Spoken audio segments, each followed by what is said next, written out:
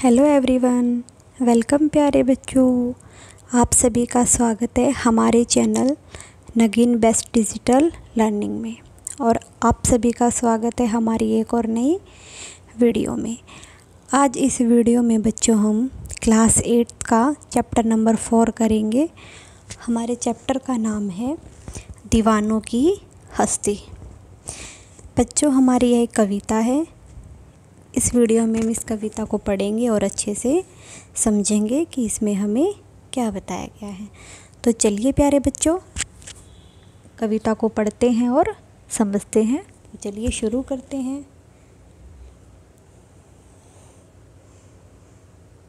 दीवानों की हस्ती। सबसे पहले हम जानेंगे हमारे इस कविता के लेखक कौन हैं। हमारे इस कविता के लेखक हैं भगवती चरण वर्मा। कौन है बच्चों? भगवती चरण वर्मा। तो चलिए अब हम इनके काव्यांशों को पढ़ेंगे और उनको समझेंगे। हम दीवानों की क्या हस्ती है, आज यहाँ कल वहाँ चले, मस्ती का आलम साथ चला, हम धूल उड़ाते जहाँ चले।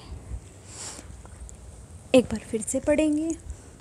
हम दीवानों की क्या हस्ती है, आज यहाँ कल वहाँ चले, मस्ती का आलम साथ चला, हम धूल उड़ाते जहाँ चले। अब हम इसको एक्सप्लेन करके पढ़ेंगे, यानी कि इसके भावार्थ को समझते हैं कि हमें इन पंक्तियों का क्या अर्थ बताया गया है। तो चलिए बच्चों शुरू करते हैं।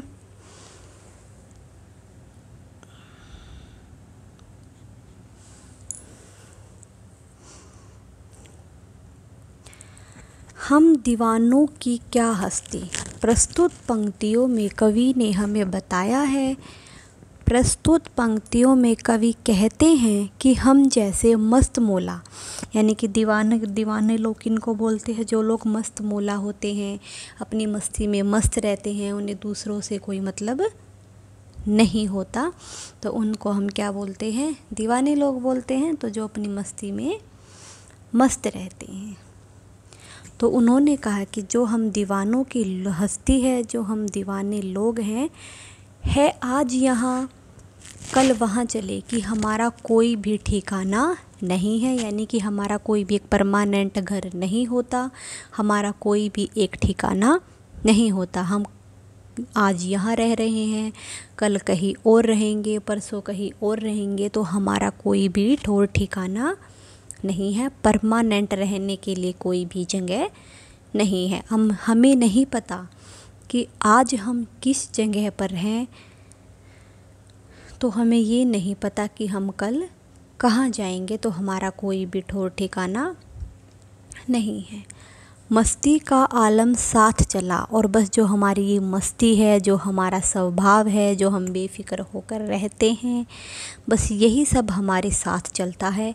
हम जहाँ भी जाएंगे, हमारा जो ये मस्त मौला स्वभाव है, ये मस्ती का स्वभाव है, बस ये हमारे साथ चलता है। हम धूल उड़ाते जहाँ चले, अर्थात हम एक ठिकाने पर कभी भी नहीं रहते, और जहाँ भी चलते हैं धूल उड़ाते चलते हैं, अपने मस्त मौला स्वभाव से सभी को खुश करते चलते हैं। ये थी बच्चों हमारी कुछ पंक्तियाँ। अब एक बार हम इसके भावार्थ को पढ़ेंगे। उपरोक्त पंक्तियों में कवि कहते हैं कि हम जैसे मस्त मौला लोगों का स्वभाव या व्यक्तित्व कुछ अलग, कुछ अनोखा ही होता है। यानी कि इन पंक्तियों में कवि ने हमें बताया है, कवि कहते हैं कि जो हम मस्त मौला लोगों का जो स्वभाव होता है, जो हमारा नेचर होता है या व्यक्तित्व, कुछ अलग सा और कुछ अनोखा सा होता है। हमारा कोई निश्चित ठौर ठिकाना भी नहीं होता, यानी कि हमारी कोई एक ऐसी निश्चित जगह, जैसे हमारे सबका घर होता है ना, कि हमें अपने घर रहना है, हमारा घर वहाँ बना हुआ है, लेकिन इनका ऐसा कोई भी ठौर ठिकाना नहीं होता कि इनको यहाँ पर रह रही है, आज कहीं और रह रहे हैं तो कल कहीं और चले जाएंगे।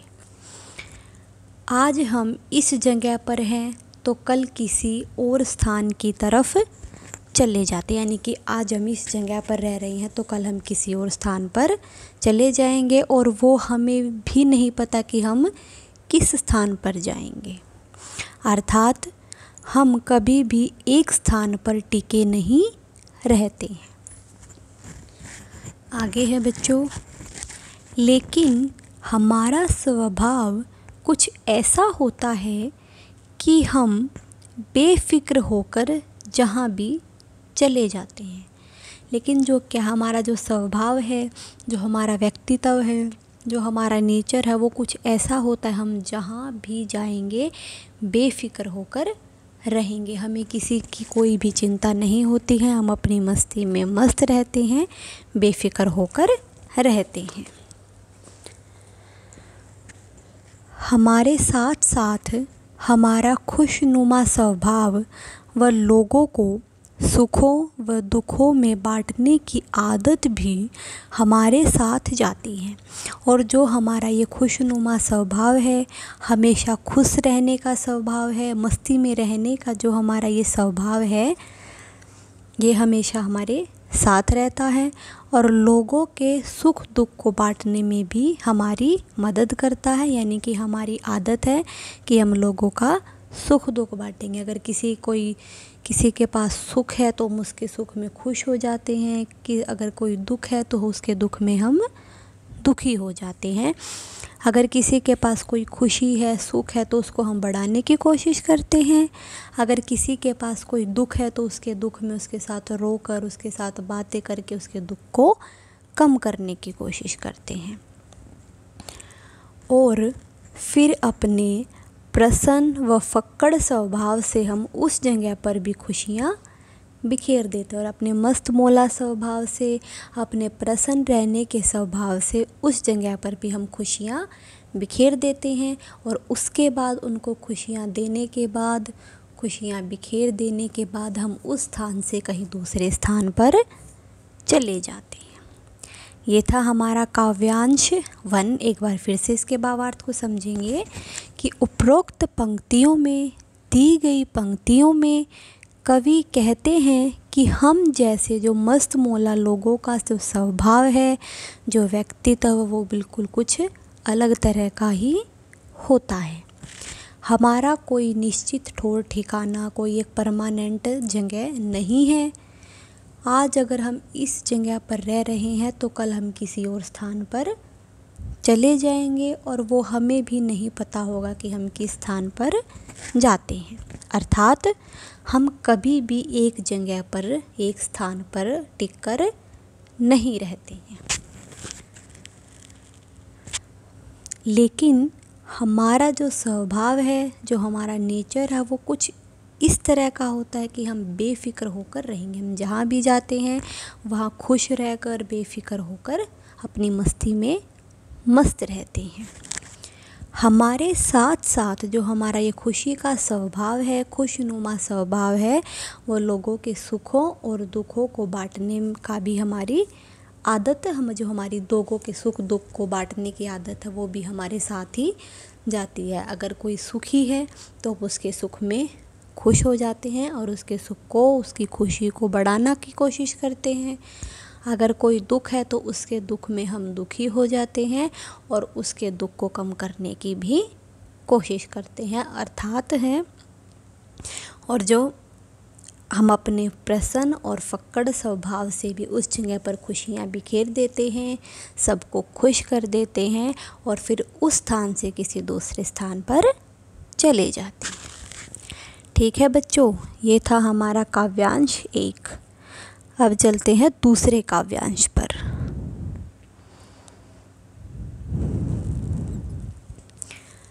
आए बनकर उल्लास अभी, आंसू बनकर बह चले अभी, सब कहते ही रह गए अरे, तुम कैसे आए कहाँ चले। एक बार फिर से पढ़ेंगे। आए बनकर उल्लास अभी, आंसू बनकर बह चले अभी, सब कहते ही रह गए अरे, तुम कैसे आए कहाँ चले। ये था हमारा काव्यांश 2 की कुछ पंक्तियाँ। अब इनके हम अर्थ को जानेंगे और फिर हम इसके भावार्थ को पढ़ेंगे। तो चलिए बच्चों, अर्थ को जानते कि इन पंक्तियों का हमें क्या अर्थ बताया गया है। प्रस्तुत पंक्तियों में यानी कि उपरोक्त पंक्तियों में कवि कहते हैं, कवि ने हमें बताया है कि वो जहाँ भी जाते हैं आए बनकर उल्लास। उल्लास का मतलब होता है खुशियाँ, खुश होना। कि हम जहाँ भी जाते हैं अपने खुशी के स्वभाव से, अपने मस्त मौला स्वभाव से जहाँ भी जाते हैं वहीं खुशियाँ बिखेर देते हैं, सभी को खुश कर देते हैं। आंसू बनकर बह चले अभी, और जब हम उनके साथ रहते हैं, उनके साथ अपनी खुशियाँ बांटते हैं, उनकी खुशी में खुश हो जाते हैं, और जब हम वहाँ से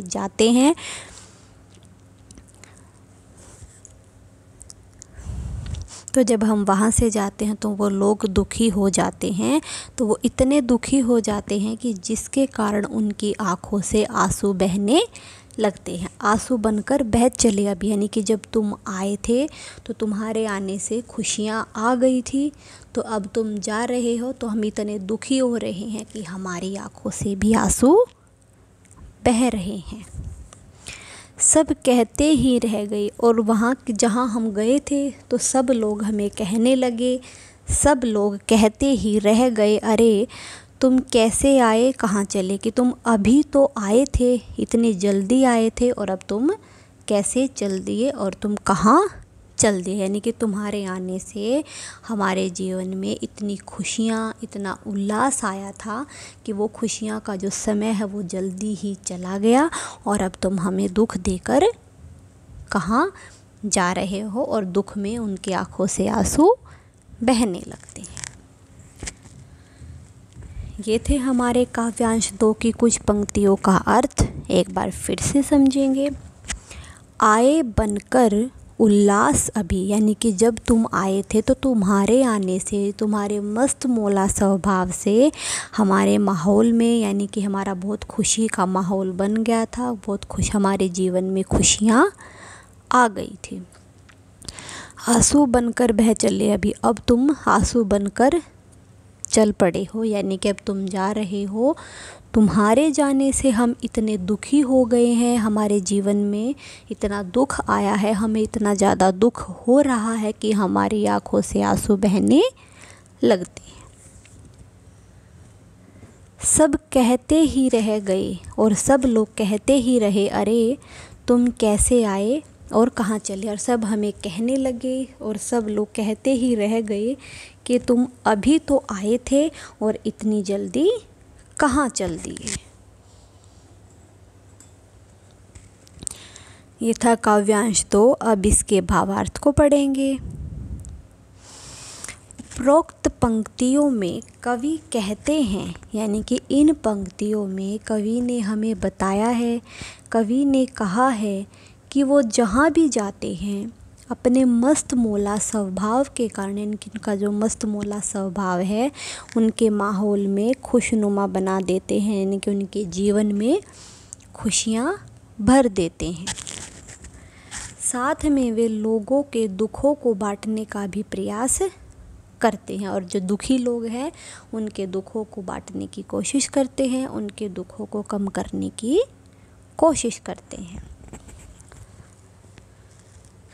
इसलिए उनके आ जाने से लोग प्रसन्न हो जाते हैं, खुश हो जाते हैं, और जब वो चले जाने पर दुखी हो जाते हैं और उनकी आंखों से आंसू निकल आते हैं। आगे हैं, ऐसे लोगों के साथ रहने पर लोगों को समय ऐसे बीत गया। ऐसे लोगों के साथ रहने पर जो हमारा समय है वो ऐसे बीत गया कि पता ही नहीं चला।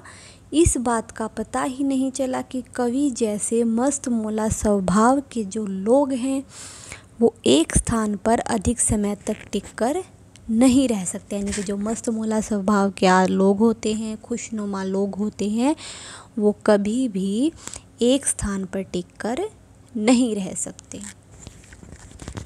अपने स्वभाव के अनुरूप, यानी कि वो अपने स्वभाव के कारण हमेशा आगे बढ़ते रहते हैं, हमेशा आगे चलते रहते हैं। इसलिए लोग कवि से कहते हैं कि आप तो अभी अभी आए थे और अभी जाने भी लगे। यहाँ पर कवि लोगों को स्पष्ट संदेश देना चाहते हैं। यहाँ पर कवि लोगों को बताना चाहते हैं कि रुकने का नाम नहीं बल्कि चलते रहने का ही नाम जिंदगी है। इसलिए जीवन में हमेशा आगे बढ़ते रहना चाहिए। हमें कभी भी किसी भी चीज़ से, किसी भी मुसीबत से हार मान कर नहीं बैठना चाहिए। ये था हमारा काव्यांश 2। अब चलते हैं बच्चों काव्यांश नंबर 3 पर।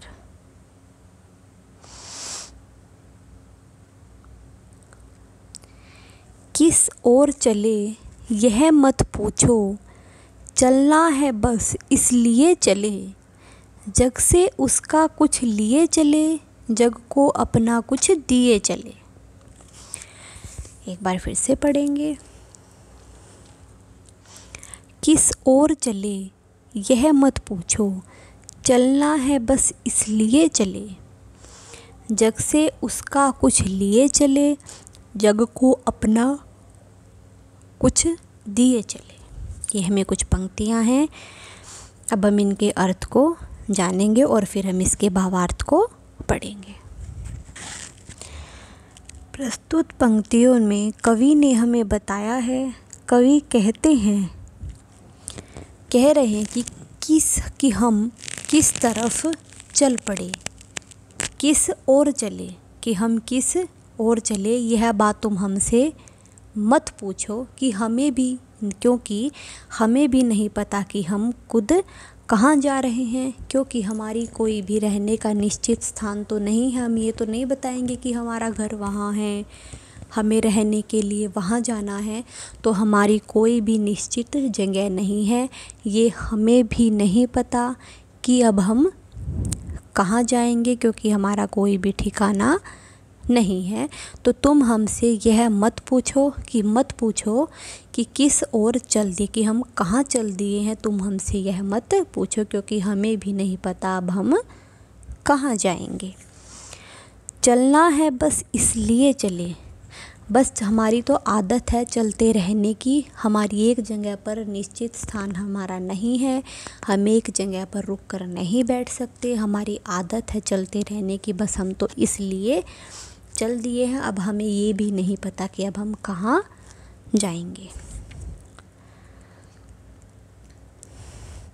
जग से उसका कुछ लिए चले, यानी कि जो हमारे जग के लोग हैं, जो हमारे जहाँ पर भी हम एक बार जाकर रहते हैं, वहाँ के आसपास के जो लोग हैं, उनसे कुछ लेकर चलते हैं और उनको अपना कुछ देकर चलते हैं। यानी कि उनकी सुखों को, दुखों को बांटकर, उनकी खुशियों को लेकर, अपनी खुशियों को उनसे बांटकर, उनके दुखों को सुनकर, उनको खुशियाँ देकर तो हम आगे बढ़ते रहते हैं। तो उनको कभी उनका सुख लेकर, कभी उन्हें अपना सुख देकर, उनका दुख लेकर, उनको खुश करके, उनके दुखों को कम करके हम हमेशा आगे बढ़ते रहते हैं।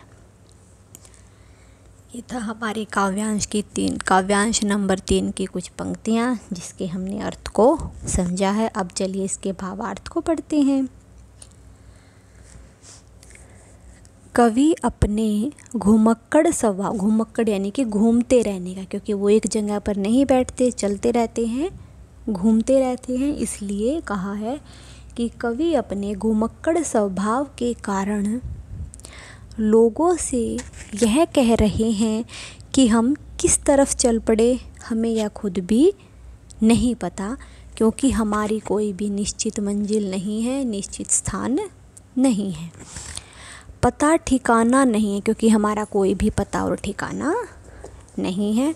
बस चलते जाने की हमारी आदत है, तो हम इसलिए चल पड़े हैं कि अपने घुमक्कड़ स्वभाव के कारण जो कवि लोगों से कह रहे हैं, उनको बता रहे हैं कि तुम हमसे यह मत पूछो कि हम कहाँ जाएंगे, किस तरफ चले हैं, क्योंकि हमें इस बात का खुद भी नहीं पता, क्योंकि हमारी कोई भी निश्चित मंजिल, कोई भी निश्चित स्थान नहीं है। हमारा कोई भी पता ठिकाना नहीं, कि हमारा कोई भी एड्रेस नहीं है। तो बस हमारी चलने की आदत है, तो इसलिए बस चल पड़े हैं। चूँकि कवि पल दो पल के लिए जहाँ भी ठहरते हैं, यानी कि कवि पल दो पल के लिए, कुछ समय के लिए जहाँ भी ठहरते हैं, जहाँ भी रुकते हैं, अपने मस्त मौला स्वभाव के कारण लोगों में निस्वार्थ भाव से, यानी कि किसी भी स्वार्थ से, उन्हें उनसे कोई स्वार्थ नहीं होता, किसी भी तरह का कोई लालच नहीं होता, तो भी अपने मस्त मौला स्वभाव के कारण बिना किसी लालच के सबसे प्रेम बांटते हैं, प्यार बांटते हैं, उनका सुख दुख भी बांटते हैं, उनसे कुछ अच्छी व ज्ञान की बातें, उन्हें कुछ अच्छी बातें और ज्ञान की बातें भी बताते हैं, सिखाते हैं, और कुछ सच्ची बातें उनको भी सिखाते हैं। तो इसलिए कवि कहते हैं कि मैंने इस संसार के लोगों से बहुत कुछ सीखा है, और आगे बढ़ने से पहले मैंने भी हमेशा संसार के लोगों को थोड़ा किसी न किसी रूप में अवश्य वापस किया है। ये था हमारा काव्यांश नंबर 3। अब चलते हैं बच्चों काव्यांश नंबर 4 पर। दो बातें कही, दो बातें सुनी, कुछ हंसे और फिर कुछ रोए, छक्कर सुख दुख के घूंटों को हम एक भाव से पिए चले।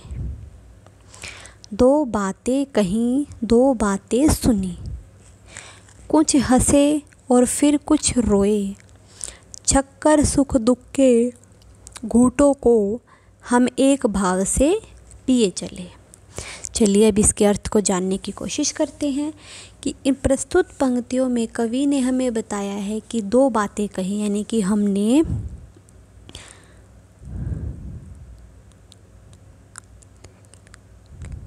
उन्होंने कहते कि हम लोगों के सुख दुख की बातों को सुन लेते हैं, उनकी कुछ बातें सुन लेते हैं और उनसे अपने मन की भी कुछ बातें बता देते हैं। यानी कि दो बात तो हमने उनसे कही, यानी कि हमने अपने सुख दुख के बारे में उन्हें बताया और उनके सुख दुख के बारे में हमने उनसे पूछ लिया, यानी कि सभी के सुख दुख का एक दूसरे का हमने साथ दिया, उनका सहारा बना। छक्कर सुख दुख के घूंटों को हमने एक भाव से पिया, यानी कि हमने सुख को और दुख को सभी को एक समान माना है। अगर कोई किसी के पास सुख है, कोई अपने सुख में सुखी है, तो हमने उसके सुख में खुश होकर उनके सुख को बढ़ाना चाहा है। अगर कोई दुख है तो हमने उसके दुख में दुखी होकर उनके दुख को कम करने की कोशिश की है। तो हमने सुख को दुख को सभी को एक भाव से, एक समान से लेकर चले हैं। ये थी हमारी काव्यांश 4 की कुछ पंक्तियाँ जिसके अर्थ को हमने समझा है। तो चलिए अब हम इसके भावार्थ को पढ़ेंगे।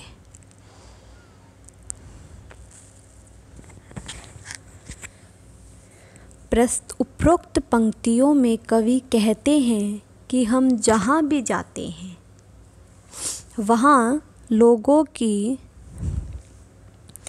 सुख दुख भरी बातों को सुन लेते हैं और अपने दिल की बातें भी उनसे कर लेते हैं, यानी कि उनके सुख दुख को पूछ लेते हैं और अपने सुख दुख को उन्हें बता देते हैं। कभी कभी उनकी खुशियाँ भरी बातों को सुनकर हम उनके साथ हंस लेते हैं और उनकी दुख से भरी बातों को सुन लेकर कभी रो भी पड़ते हैं। सुख व दुख दोनों भावनाएं हमारे लिए एक समान हैं। हम लोगों की दोनों तरह की बातों को एक समान भाव से समझते हैं, यानी कि एक समान भाव से सुनते हैं। किसी के सुख को सुनकर हम खुश हो जाते हैं, दुख को सुनकर हम दुखी हो जाते हैं। सुखी व्यक्ति के साथ उनकी खुशियों को हम बांटकर उनके खुश को दुगना करने की कोशिश करते हैं, यानी कि उनके सुख को बढ़ाने की कोशिश करते हैं। अगर कोई दुखी व्यक्ति है तो उनके दुख को सुनकर अपने मधुर वचनों से, अपने ज्ञान की बातों से उनको दिलासा देकर, उनको समझाकर उनके दुख को आधा करने की, यानी कि उनके दुख को कम करने की कोशिश करती हैं। यानी लोगों के सुख में हंस लेते हैं और उनके दुख में दुखी होकर रो लेते हैं। पर हम सुख और दुख दोनों को एक भाव से देखते हैं, उनको सुनाते हैं और आगे बढ़ चलते हैं। तो यहाँ पर कवि लोगों को यह बताना चाहते हैं, यह समझाना चाहते हैं कि दुनिया के दुख में ज़्यादा दुखी और सुख में ज़्यादा खुशी होने की जगह दोनों को एक समान भाव से देखो और आगे बढ़ते रहो। ये था हमारा काव्यांश 4, जिसके हमने भावार्थ को पढ़ा है और समझा है। इस वीडियो के लिए इतना ही। इस पार्ट को बच्चों हम अगली वीडियो में कंटिन्यू करेंगे। अगर सभी बच्चों को ये वीडियो पसंद आई है, ये काव्यांश समझ में आए हैं, अगर वीडियो अच्छी लगी है तो प्लीज़ लाइक, शेयर, कमेंट ज़रूर करें। Thank you. Have a nice day.